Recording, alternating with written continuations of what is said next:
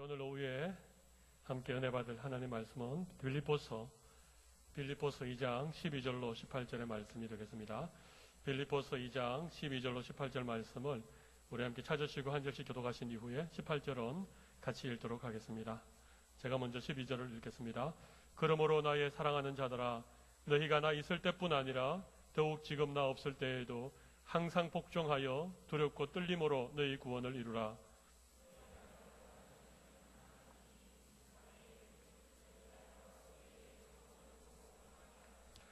모든 일을 원망과 시비가 없이 하라. 너희가 흠이 없고 순전하여 어그러지고 거스르는 세대 가운데서 하나님의 흠없는 자녀로 세상에서 그들 가운데 빛들로 나타나며 생명의 말씀을 밝혀 나의 다름질이 헛되지 아니하고 수고도 헛되지 아니하므로 그리스도의 날에 내가 자랑할 것이 있게 하려 함이라. 만일 너희 믿음의 재물과 섬김 위에 내가 나를 전제로 드릴지라도 나는 기뻐하고 너희 무리와 함께 기뻐하리니 함께 읽습니다. 이와 같이 너희도 기뻐하고 나와 함께 기뻐하라.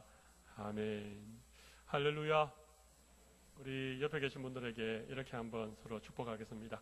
오후에 뵙게 되어서 더욱 반갑습니다. 이렇게 한번.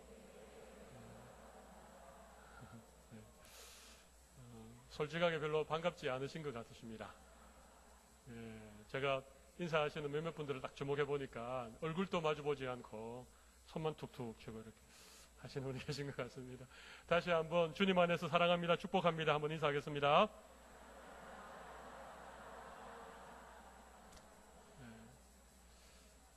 오늘은 너희 구원을 이루라, 너희 구원을 이루라 이런 제목으로 말씀을 좀 전하도록 하겠습니다. 여러분, 구원은 하나님이 이루시는 것입니까? 우리가 이루어가는 것입니까? 할렐루야. 구원은 하나님이 우리에게 주시는 선물입니다. 우리는 아무런 자격이 없고 공로가 없지만 믿음의 손을 내밀어 그 구원의 선물을 받기만 하면 그 구원이 우리의 구원이 되는 줄로 믿습니다. 여러분, 그런데 구원에는요, 과거의 구원이 있고 현재의 구원이 있고 미래의 구원이 있습니다. 좀 어려운 얘기죠. 이를 일컬어서 칭의의 구원. 이게 경상도 사람은 의가 발음이 잘 안 됩니다. 좀 그냥 경상도식으로 발음하겠습니다. 칭의의 구원. 그 다음에 성화의 구원. 그리고 영화의 구원. 구원의 7가지 과정이 있습니다. 이걸 구원의 서정이라고 말하는데, 이 구원의 서정 중에 칭의라고 하는 부분이 있고 성화라고 하는 부분이 있고 영화라고 하는 부분이 있습니다. 근데 이 모든 과정은 사실 전체적인 구원의 과정 속에 들어있는 것입니다. 그러니까 우리가 구원이라고 말할 때에 그냥 단순히 예수 믿고 우리가 구원받았다, 우리 그렇게 말하지만 그 구원 속에는 아주 다양한 의미들이 포함이 되어져 있는 것이죠. 그래서 우리가 예수 믿고 의롭다함을 받는 이 칭의 구원, 이거 과거적인 구원이라고 말합니다. 우리가 골로새서 1장 13절 14절을 한번 찾아보시죠. 빌립보서에서 딱 2장만 넘기면 골로새서가 나옵니다. 골로새서 1장 13절 14절 우리 같이 한번 읽어보도록 하겠습니다. 시작. 그가 우리를 흑암의 권세에서 건져내사 그의 사랑의 아들의 나라로 옮기셨으니 그 아들 안에서 우리가 속량 곧 죄사함을 얻었도다. 우리를 사망의 나라에서 영원한 나라로 옮기셨다라고 말하는 그 과거형으로 말하죠. 그리고 14절에도 보시면 그의 아들 안에서 우리가 속량 곧 죄사함을 어떻게 되었다고요? 얻었다. 이미 우리는 죄사함을 얻은 자입니다. 우리는 이미 의로워진 자임을 믿습니다. 이게 칭의의 구원, 이게 과거적인 의미의 구원인 것이죠. 현재적인 의미의 구원을 성화의 구원이라고 말씀을 드렸습니다.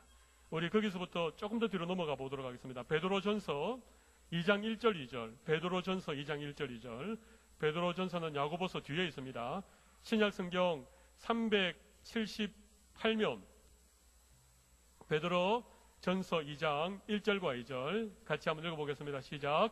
그러므로 모든 악독과 모든 기만과 외식과 시기와 모든 비방하는 말을 버리고 갓난 아기들 같이 순전하고 신령한 저절 사모하라.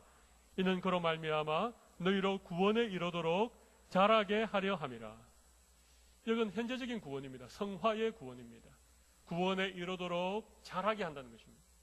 이미 우리가 의롭게 되어진 구원받은 자이지만 그 구원에 이르도록 우리를 잘하게 한다는 것입니다. 오늘 본문에도 보면 두렵고 떨림으로 너희 구원을 이루라.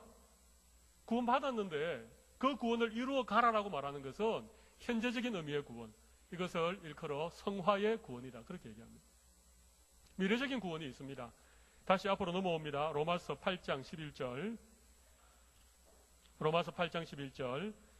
제가 가진 성경, 신약 성경 249면 로마서 8장 11절 같이 한번 읽어보겠습니다. 시작. 예수를 죽은 자 가운데서 살리신 이의 영이 너희 안에 거하시면 그리스도 예수를 죽은 자 가운데서 살리신 이가 너희 안에 거하시는 그의 영으로 말미암아 너희 죽을 몸도 살리시리라. 너희 죽을 몸도 살리시리라. 이것은 미래적인 구원을 말합니다.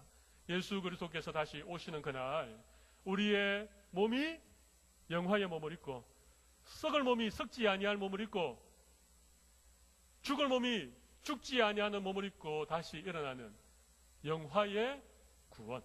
이건 미래적인 의미의 구원입니다. 자, 그러면 제가 물어보겠습니다. 여러분 예수 그리스도를 믿습니까? 믿음으로 말미암아 하나님의 구원을 받았습니까? 그렇습니다. 여러분 앞으로 우리 주님이 다시 오시는 그날에 우리의 몸이 영화의 몸을 입고 다시 부활하여서 영광스러운 구원을 얻을 것을 믿으십니까? 할렐루야. 그러면 지금 우리가 해야 될 일은 뭡니까? 우리는 지금 우리 현재의 구원, 우리의 성화를 우리는 힘써 이루어 가야 되는 것입니다. 그런데 단 중요한 것이 있습니다. 여러분 제가 설교 서두에 말씀드리기를 구원은 전적인 하나님의 은혜 맞습니까? 그러면 칭의의 구원은 누가 주신 은혜입니까? 하나님 주신 은혜지요. 우리의 미래적인 구원인 이 영화의 구원은 누가 주실 은혜입니까? 하나님 주실 은혜죠. 우리가 힘써 이루어 가야 될 현재적인 의미, 이 성화의 구원 또한 누가 주시는 은혜입니까? 누가 주신 은혜입니까? 하나님 주신 은혜입니다. 우리가 열심히 이루어 가야 된다라고 성경에서 말하고 있지만 이 구원조차도 하나님의 전적인 은혜인 것입니다. 구원의 과정 가운데 지금 현재의 구원을 지금 우리가 지금 사실은 누리고 있고 그 구원을 우리의 삶으로 살아내고 그 구원을 향하여서 우리가 나아가는 것이지만 그 구원은 분명코 하나님이 전적으로 베푸시는 은혜라고 하는 사실입니다. 여러분 이 사실을 우리가 결단코 잊어버려서는 되지 않습니다. 성경에서 가끔 우리의 구원을 이루라, 또 우리에게 어떤 거룩한 삶을 살라, 예수 그리스도의 마음을 본받아라, 겸손함으로 서로 종로로 타라, 이런 하나님의 말씀들이 많이 있지만 여러분 그 말씀에 순종할 수 있는 것은 우리의 의지입니까? 아니면 하나님의 은혜입니까? 하나님의 은혜지요. 오늘 저는 너희 구원을 이루라 이런 제목으로 잠시 말씀을 좀 나누어 보려고 합니다. 여러분이 좋아하는 그 동화 중에 거지와 왕자라고 하는 동화 아시죠? 거지의 왕자 아십니까? 예, 거지의 왕자의 동화의 내용이 저는 어떤지 잘 모르겠습니다. 제가 원작을 읽어보지 않아서. 그러나 여러 구전을 통하여서 다양한 버전으로 전해지는 거지의 왕자 얘기는 제가 알고 있습니다. 대충 이런 얘기잖아요. 어려서부터 이게 이 왕자가 거지의 삶을 살게 되어집니다. 그죠? 분명히 본인은 왕자인데 어떤 여러 가지 사정 속에서 이제 거지로 살아가는데 다리 밑에서 말이죠. 거지들과 함께 살아가는 거예요. 남루한 옷을 입고 동양하기 위해서 깡통을 하나 메고 말이죠. 찢어진 밀짚 모자를 쓰고 말이죠. 얼굴에는 이 시커먼 때 구중물이 질질질 흐르는. 얘들이 일어나서 주로 하는 일이 뭡니까? 거지 왕초가 다 동양을 보내면 얘들도 깡통을 옆에 차고 동양을 다니지 않습니까? 그래서 그냥 사람들의 발길에 채이기도 하고 재수 없다고 침뱉음을 당하기도 하고 그죠? 그렇게 동양해서 겨우 먹을 것 좀 이렇게 얻어오면 그것도 다 자기가 먹을 수 있는 게 아니죠. 예? 똥물에도 파도가 있고 말이죠. 찬물에도 순수가 있는 거 아닙니까? 그런 얘기 아십니까? 그 동양한 걸 왕초에게 먼저 바쳐야 돼요. 그 왕초가 이 거지들이 동양한 거 다 모아서 분배를 하잖아요. 분배를. 어떤 날은 이 진짜 밥 한 톨 얻어먹지도 못하는 그런 날이 참 많은 고달프고 힘든 신세가 거지의 신세잖아요.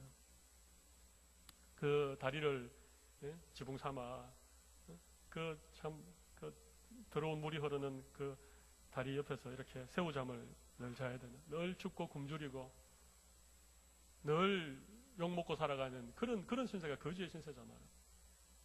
근데 어느 날 암행어사가 말이죠. 거리를 시차를 하다가 다리 밑에 이 떼국물이 줄줄 흐르는 한 아이를 딱 발견했는데 그 아이가 옛날에 왕자였는데 이 신분을 숨기기 위해서 이 거지 생활을 하고 있는 아이를 딱 발견을 하잖아요. 정말 드라마틱한 얘기죠. 그죠? 딱 발견을 하고 이 암행여사가 그 아이를 데리고 바로 그날로 왕궁으로 들어가지 않습니까? 왕궁으로 들어가는 순간 그 남루와 누더기 옷을 다 벗기고 그 떼국물이 줄줄 흐르는 그 몸을 깨끗하게 목욕시키고 나서는요, 그날로부터 이제 왕자의 신분으로 변한 그런 삶을 살아가지 않습니까? 그래서 한번 생각해 보세요. 태어나면서부터 다리 밑에 던져져서 지금까지 거지로서 살아왔는데 자기가 거지인 줄 알고 부모도 없고 천상 거지인 줄 알고 늘 동냥해가면서 말이죠. 매맞고 굶주리고 그렇게 살아왔는데 어느 날 자기가 왕자의 신분이 되었는데, 여러분 이 왕자가 왕자로서의 삶을 제대로 살아가겠습니까? 그렇지 않을 거예요. 뭐 행동하는 거나 말하는 거나 모든 것들이 여전히 그 거지의 모습이 그대로 남아있는 거잖아요. 저는 하나님께서 우리를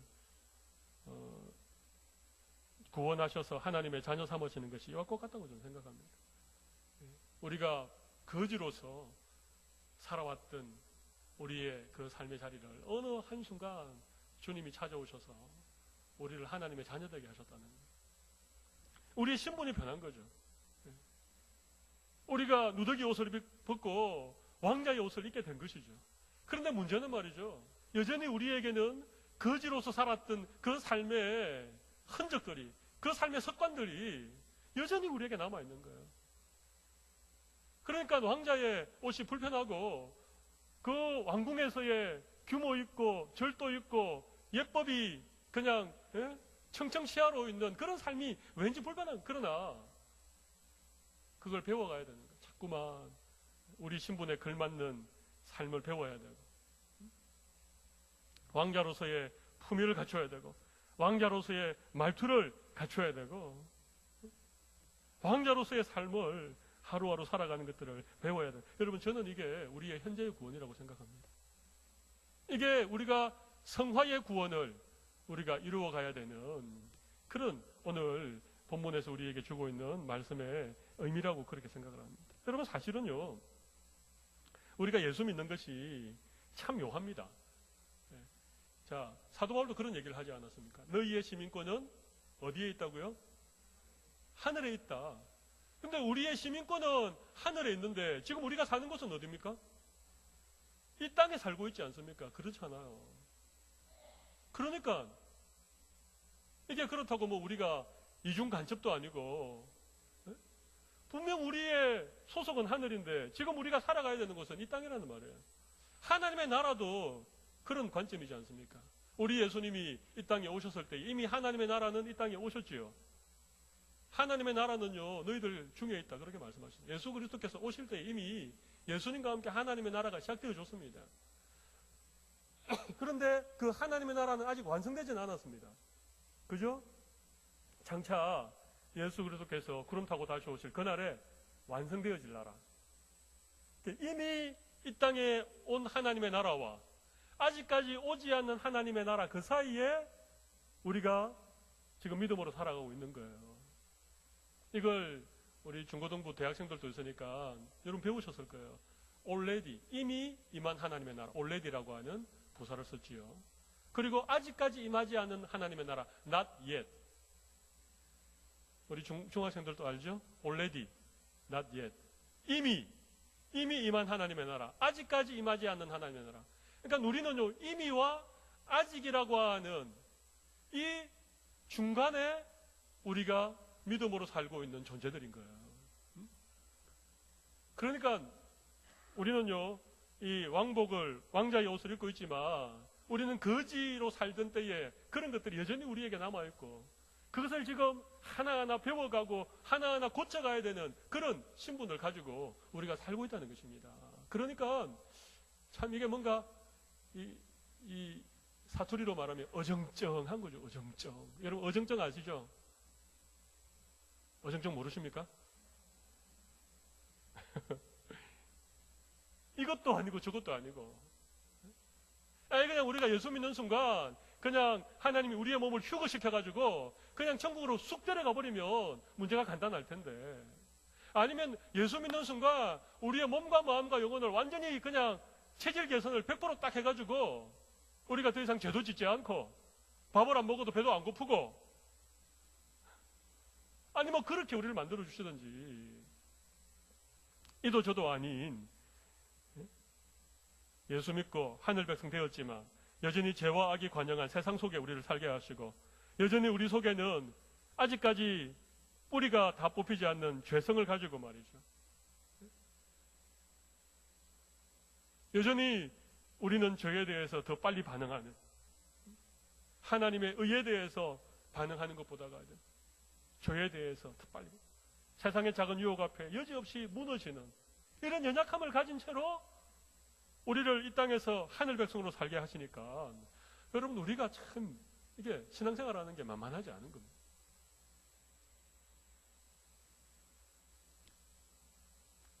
그래서 사도 바울은 오늘 우리에게 우리의 구원을 이루어가라, 구원을 이루어가라 이렇게 말씀하십니다.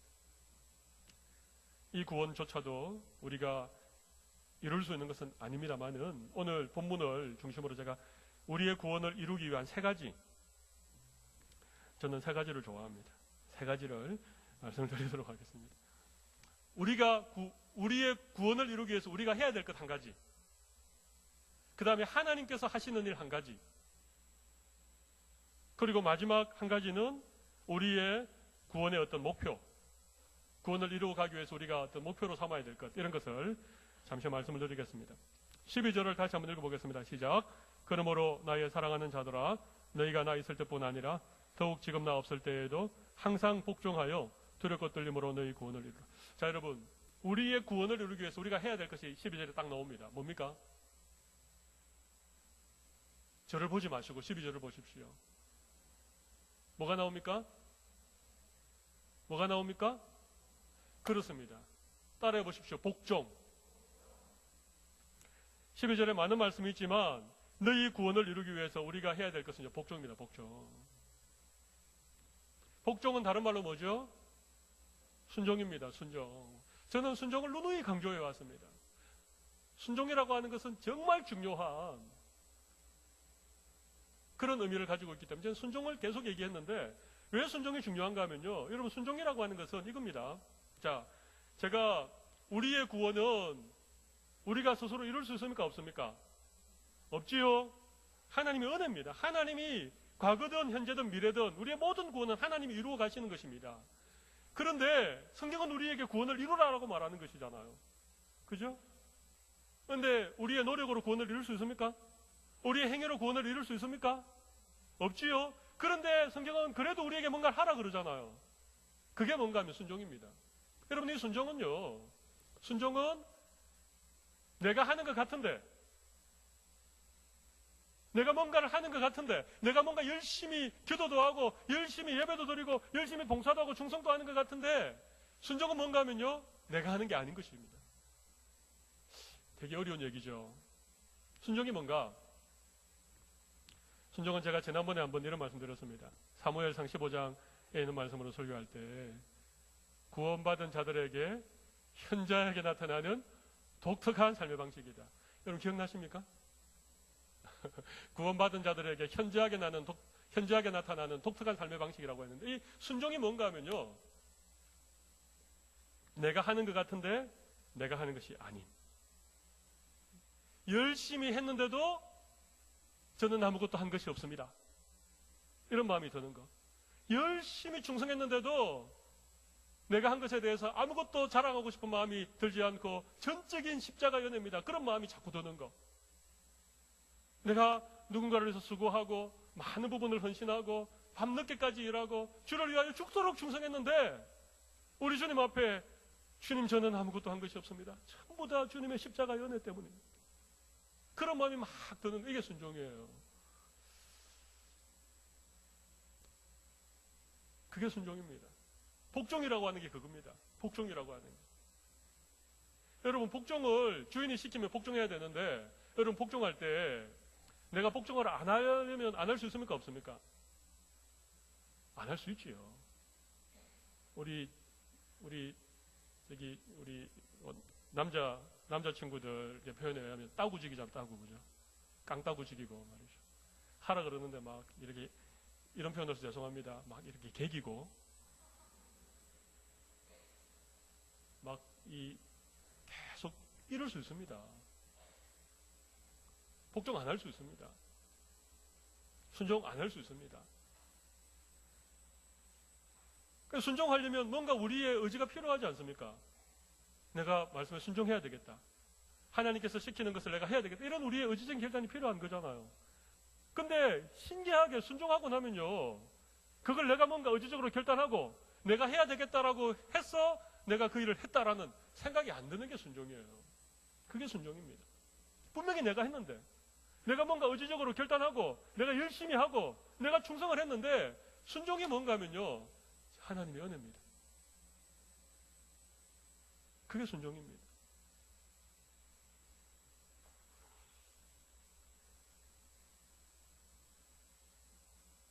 그러니까 이 순종이라고 하는 성경의 단어는요, 어떤 우리의 행위, 또 어떤 우리의 어떤 노력, 어떤 우리의 어떤 의지적인 결단, 이런 것과 반대되는 개념으로서의 성경적인 개념이 순종이라고 하는 개념이에요. 우리의 구원을 어떻게 이룬다고요? 우리가 순종함으로 이루어가는 것입니다. 여러분이 지금까지 열심히 믿음으로 살아왔던 우리의 삶, 또 몸된 교회에 충성했던 우리의 충성, 남들보다도 더 많이 수고했던 우리의 열심들, 우리의 노력들, 그것이 순종이었는지 아니면 우리의 율법적인 행위였는지를 생각해 보십시오. 순종이라면요, 여러분에게 자랑할 것이 없을 것입니다. 다 하나님의 은혜입니다. 저는 아무것도 한 것이 없습니다. 그것이 진정한 의미의 순종입니다. 그래서 참 놀라운 것은요, 예수님이 오셔서 양과 염소를 심판하시지 않습니까? 예수님의 왼편에는 염소들이 서서 심판을 기다리고, 예수님의 오른편에는 양들이 서서 이제 영원한 생명을 기다리게 되는데, 우리 예수님의 양들에게 이렇게 말합니다. 내가 헐벗었을 때에 나를 입혀주었고, 내가 목말랐을 때에 나에게 마실 것을 주었고, 내가 옥에 갇혔을 때에 나를 찾아와 주어서 나를 위로해 주었다. 그런데 이 양들이 뭐라 그럽니까? 주님, 언제 우리가 주님께 그렇게 했습니까? 사실 열심히 했습니다. 이 양들은요 열심히 그렇게 했습니다. 가난한 자, 힘든 자, 헐벗은 자. 그런데 말이죠, 순종함으로 했기 때문에 그게 자기의 자랑이나 자기의 의나 자기의 기억 속에 남아있지 않은 것입니다. 그게 생활이 됐기 때문에, 그게 삶이 됐기 때문에, 그게 구원받은 자의 자연스러운 그런 생활이 됐기 때문에 그런 것들이 생각이 안 나는 거예요. 그런데 왼편에 있는 염소들에게 예수님이 왜 내가 헐벗었을 때에 나를 입혀주지 않았느냐, 왜 내가 갇혔을 때에 한 번도 나를 찾아와 주지 않았느냐, 내가 목말라서 그렇게 힘들어하고 있을 때 왜 마실 것을 주지 않았느냐. 그러니까 염소들이 뭐라 그럽니까? 주님, 언제 우리가 그렇게 안 했습니까? 우리 했는데. 자기가 한 것을 다 기억하고 있잖아요.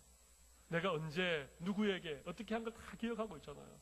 여러분 그게 기억이 왜 되는지 아십니까? 늘 하면 기억이 안 돼요. 맨날 그런 삶을 살아가면 그게 한두 번도 아니고 평소에 자기 생활인데 그걸 어떻게 다 일일이 기억합니까? 기억 못하지. 근데 기억하고 있다는 게 뭡니까? 평생에 딱 두세 번밖에 안 한 거예요. 그러니까 그걸 다 기억하고 있죠. 그게 다 자기 자랑이고 자기의 공로고 업적이고 그거 다 기억하고 있는 거예요. 그래서 입만 열면요 자기 자랑이 막 줄 나와요. 끊임없이 자기가 한 자랑에 대해서 나와요. 근데 진짜 예수 믿고 순종하고 진짜 구원을 이루어가는 사람들은요 자랑할 걸 생각해봐도 별로 자랑할 게 없어요. 진짜 없는 건지 너무 많아서 너무 생활에 대해서 잘 기억이 안 나는 건지. 순종이 이런 거예요. 순종. 복종이 그런 것을 복종이라고 말합니다. 이 순종이라든지 복종이라고 하든지 이 성경에 나타나는 이 말의 의미는요 그런 의미를 다 지니고 있는 거예요. 순종함으로 현재의 구원, 칭의의 구원을 이루어 가시는 여러분들이 되시기를 바랍니다. 시간이 많이 지나서 두 번째, 세 번째 것은 초스피드로 제가 말씀을 드리겠습니다.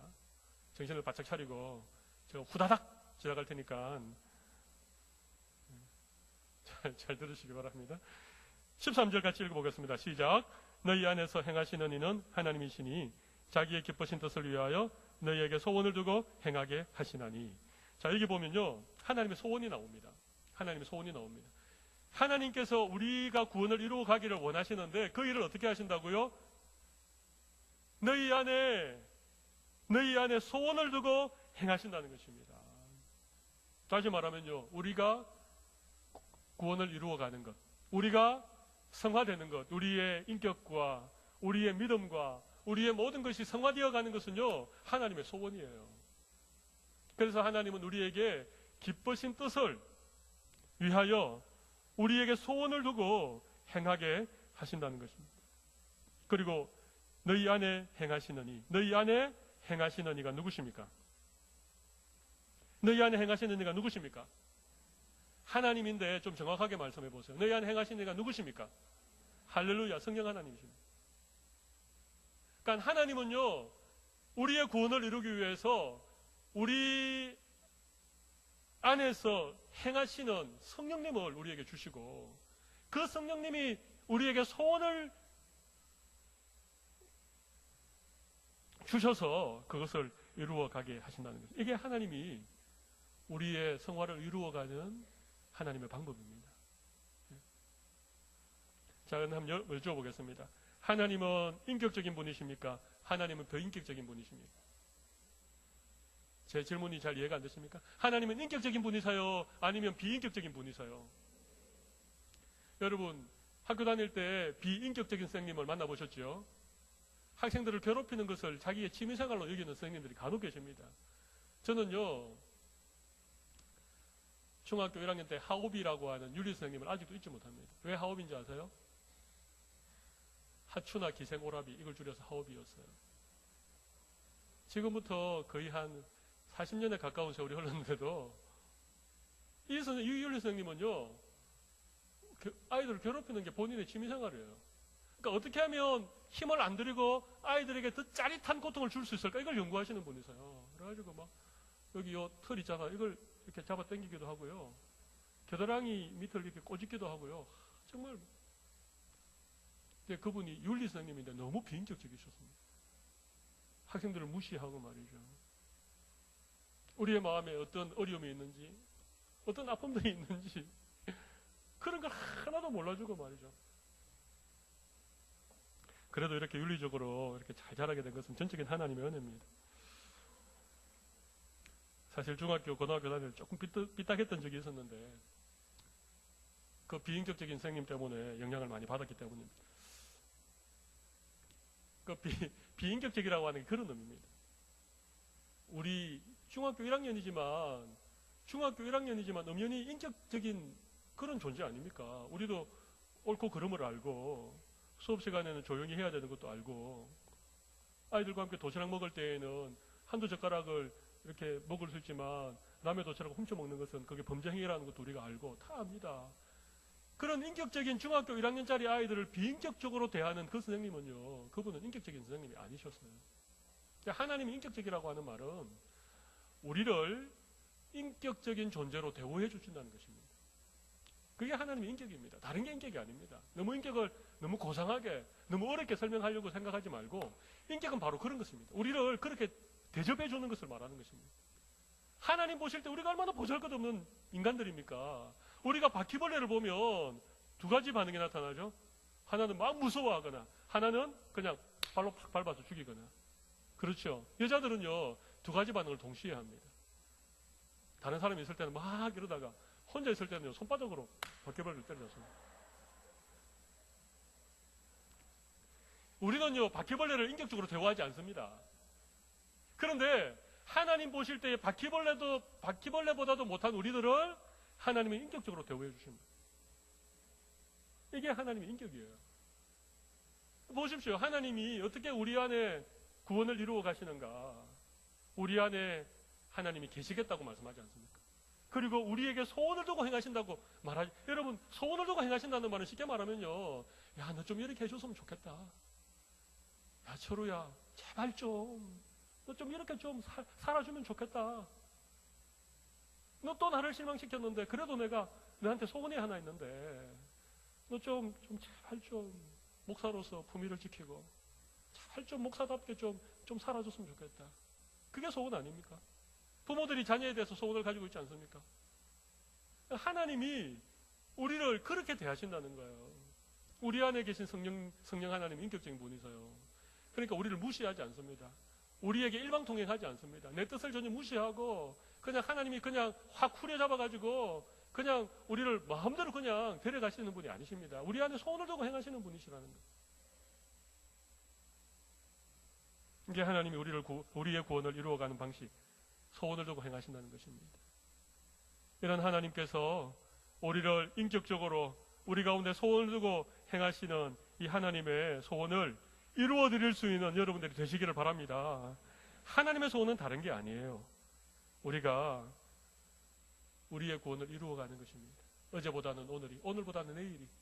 10년 신앙생활 했는데도 그냥 제자리가 아니라 우리가 신앙의 연수만큼이나 우리가 더 믿음이 성숙하고 우리가 더 예수님 닮아가는 그런 우리의 신앙의 생활을 이루어가는 것, 그것이 하나님의 소원이라고 하는 것입니다. 여러분, 제발 좀 주님의 소원을 이루어드리는 여러분들이 되시기를 바랍니다.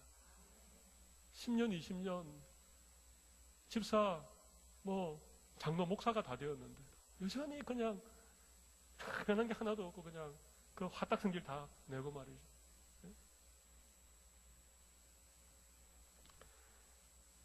그러면 우리가 이루어야 될 구원의 목표점이 어디냐? 15절 말씀을 같이 한번 읽어보겠습니다. 시작. 이는 너희가 흠이 없고 순전하여 어그러지고 거스르는 세대 가운데서 하나님의 흠없는 자녀로 세상에서 그들 가운데 빛들로 나타내며. 네. 이게 보면요, 너희가 흠이 없고 순전하여, 이 흠이 없다, 그 말씀이 또 나오죠. 하나님의 흠없는 자녀로 이 어그러지고 거스르는 세대 가운데 이 악한 세상 가운데 하나님의 빛된 자녀로 나타내는 이것이 하나님께서 우리가 구원을 이루어 가기를 원하는 목표라고 하는 것입니다. 여러분들, 그런 흠없는 하나님의 자녀가 더 되시기를 바랍니다. 이건 한마디로 말하면 거룩입니다. 거룩한 삶입니다. 세상으로부터 구별되어진 삶. 세상과는 전혀 차원이 다른 삶.